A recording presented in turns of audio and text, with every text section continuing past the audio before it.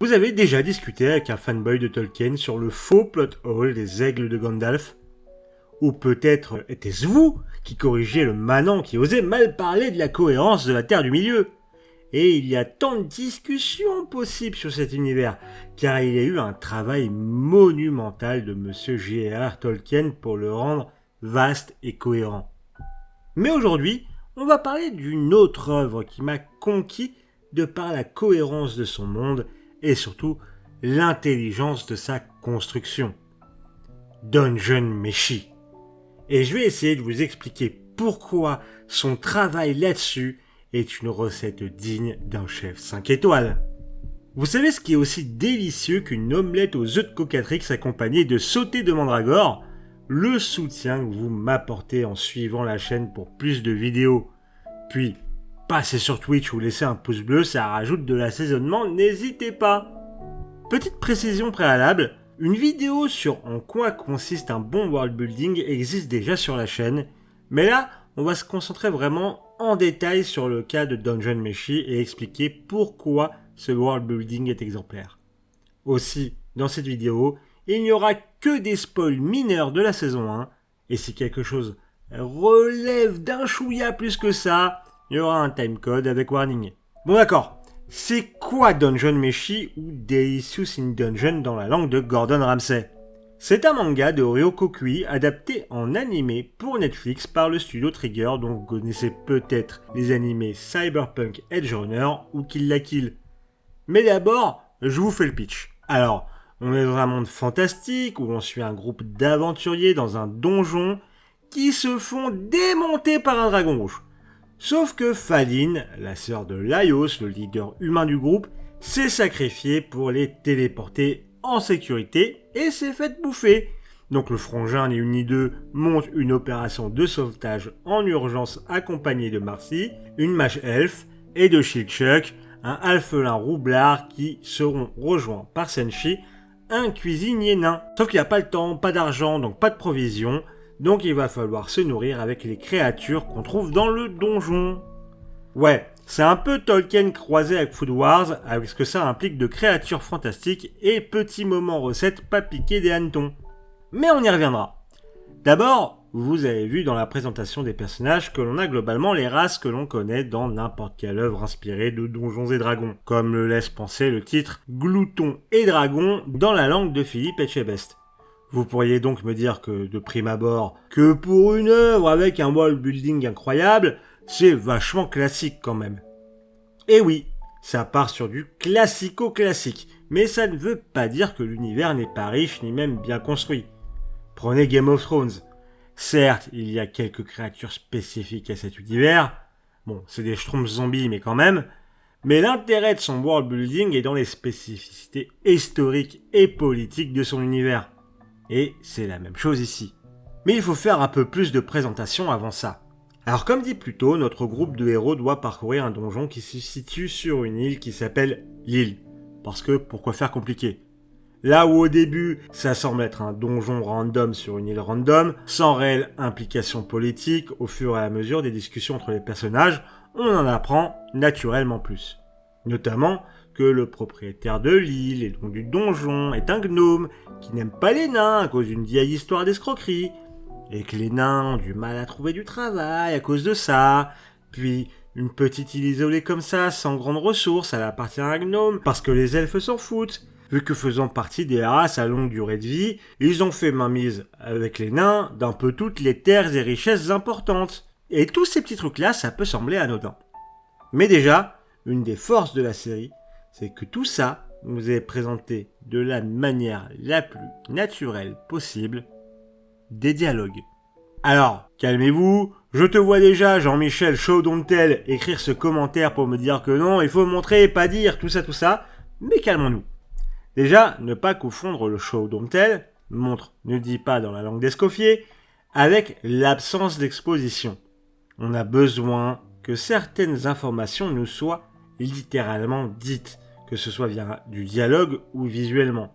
Mais rien n'interdit de nous dire les choses, surtout si on nous le dit naturellement. Il y a des dialogues qui n'ont pas l'air d'être de l'exposition dump bête et méchant d'un auteur au spectateur. Et quand ces deux personnages, qui de par une action naturelle s'échangent une information, qui ainsi est donnée au spectateur, cela fonctionne bien mieux en termes de world building.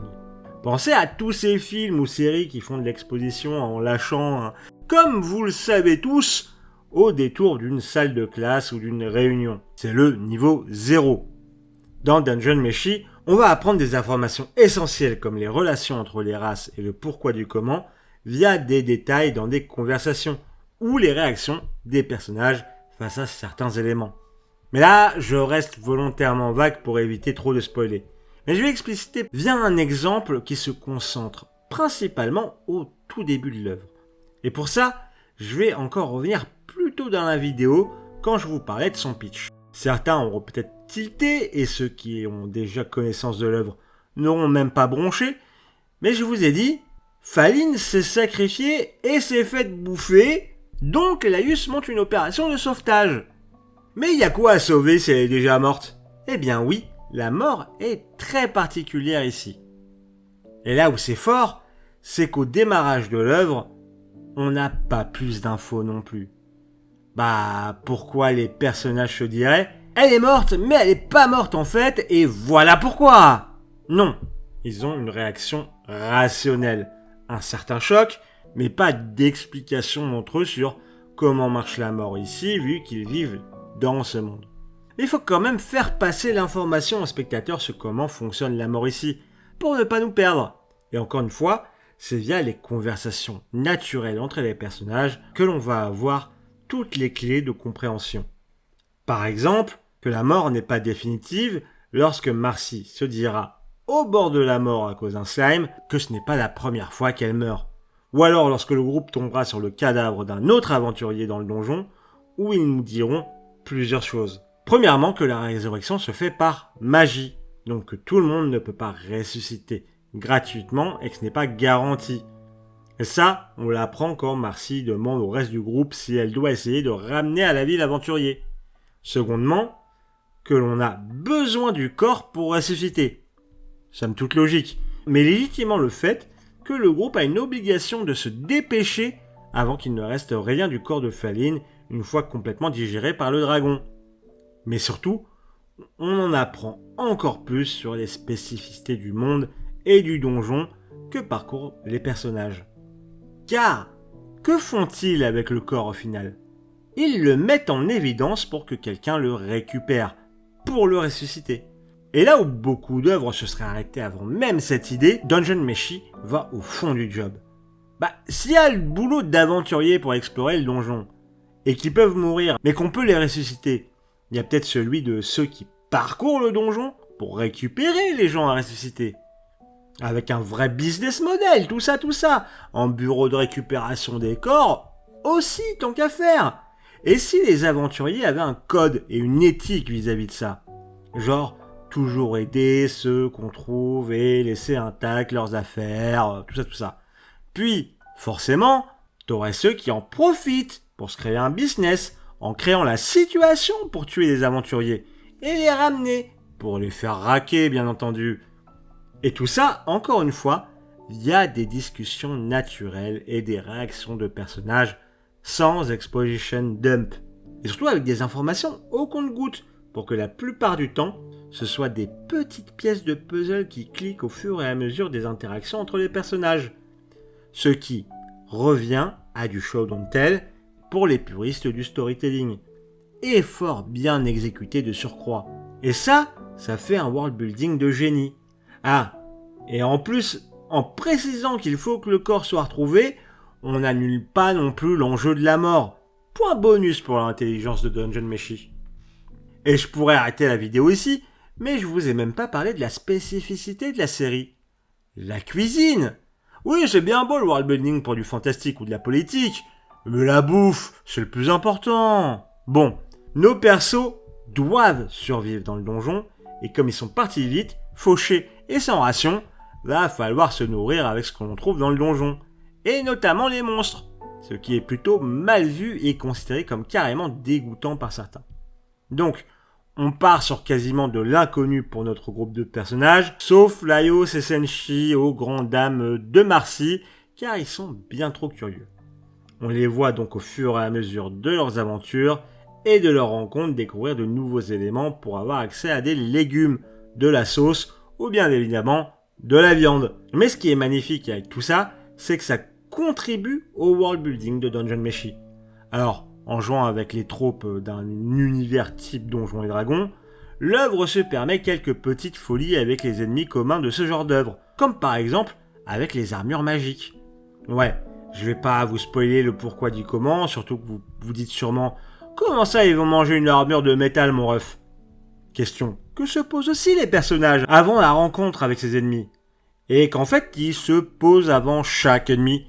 Et nous aussi, en fait, une fois qu'on est rentré dans le délire, mais je dirais juste que ça joue clairement avec ce que l'on pourrait imaginer être le fonctionnement de tels ennemis dans ce genre d'univers, ce qui renforce son propre univers.